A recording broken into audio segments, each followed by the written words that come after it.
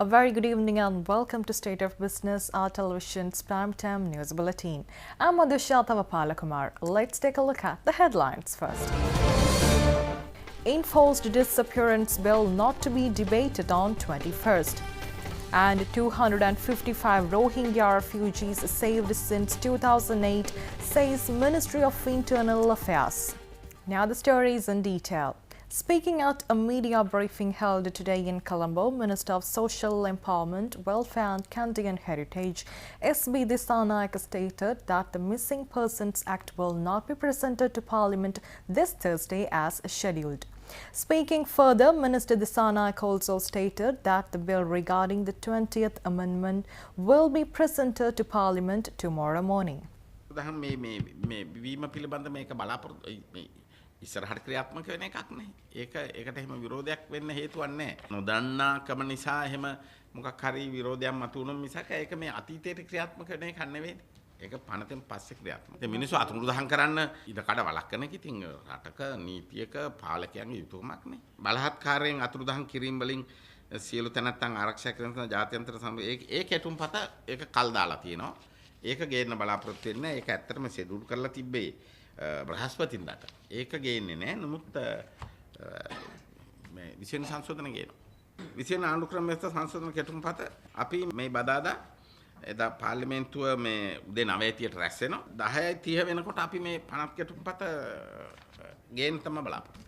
Issuing a statement on the developing situation with regard Myanmar refugees in Sri Lanka, the Ministry of Internal Affairs state that the government has acted within the approved legal framework at all times when rescuing refugees.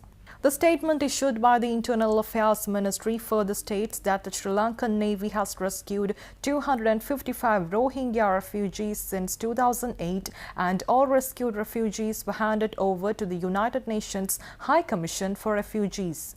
The latest rescue of Rohingyas took place on the 30th of April this year when the Sri Lankan Navy rescued 30 refugees that included 17 children and 1 pregnant woman. A media conference regarding the tax and price regulation of tobacco was organized by the National Authority on Tobacco and Alcohol was held in Colombo this morning. Addressing the media, officials disclosed that according to the surveys, tobacco use has only reduced by a small percentage. It was also revealed that around 21,000 people die annually in Sri Lanka due to consumption of tobacco. Increasing taxes is not just about increasing government revenue, it's also about reducing consumption and therefore improving health outcomes in society. NATA proposed very large tax increase that was composed of 2 parts, the excise tax and the VAT. The total increase in taxes was as high as 44%, so it was a very large increase. But the price increase not just for those 2 reasons, increased for a third reason as well, that is the tobacco company also added something else of its own, which we call the net of tax price. That is, it added a component to the price, which was purely profit to the company. That increase was also very large. It was 34% of the revenue that they were getting for gold leaf. And it was 62% increase on the revenue they were getting for Capstan. If you do the calculations based on NATA's assumptions, which are based on kind of international norms, what we call price elasticity or the reaction of the consumer to an increase in price, you could have expected revenue to increase by about 20% to about 104.5 billion, which is excise plus VAT, and consumption to drop by about 20 or 22%.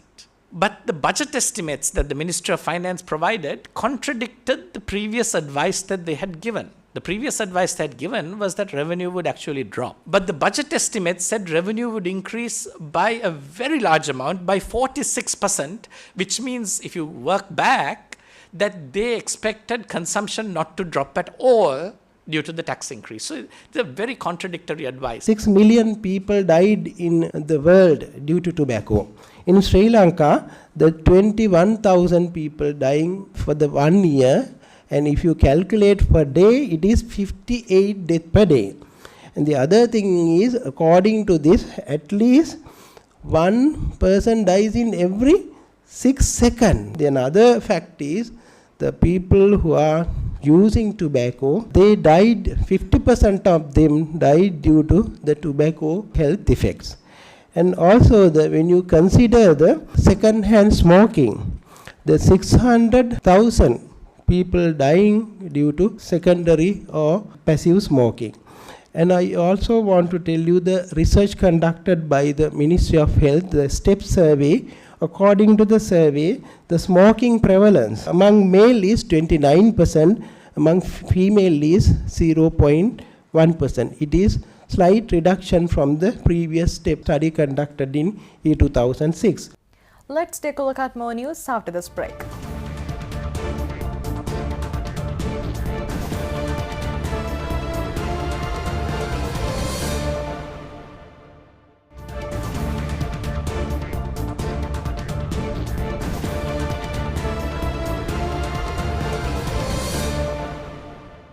Welcome back.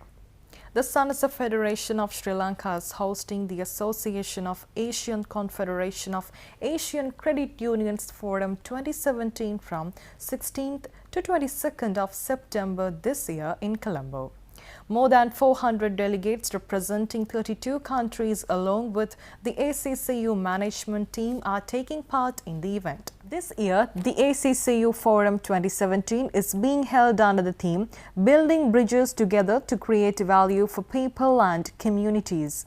The Sanasa Federation, as the apex body of the Sanasa movement, is representing the Sanasa community countrywide at the forum.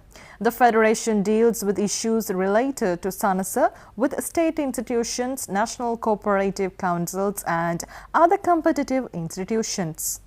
1971 or 72, the Asian countries, few countries get together in Hong Kong and Korea. They form Asian Confederation of Credit Union. Sanasa, we use not credit union as a word, but we belong to the credit union family in the world. When we started 1978, our program, immediately within 2 years, we got membership with ACU. Since then, we are very active member in Asian region. Sanasa Development Bank. Then we got a very good opportunity to provide services to the people. What is first? Give more interest for the savings. Then the second thing, we are getting more refinance scheme from the government through the central bank. We are using that money, passing to the rural people. Let's take a look at the stocks after this break.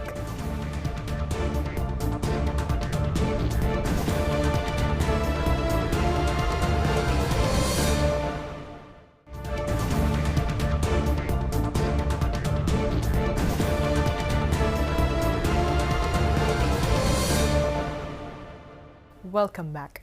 Trading at Colombo Stock Exchange ended on a positive note today. The all-share price index gained 18.42 points to close at 6,428.07, and the S&P SL 20 index gained by 8.83 points to close the session at 3,692.52.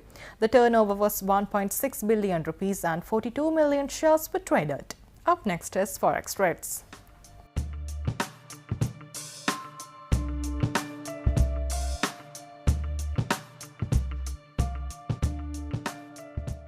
With that, we wrap up State of Business for the day. Join us tomorrow at the same time.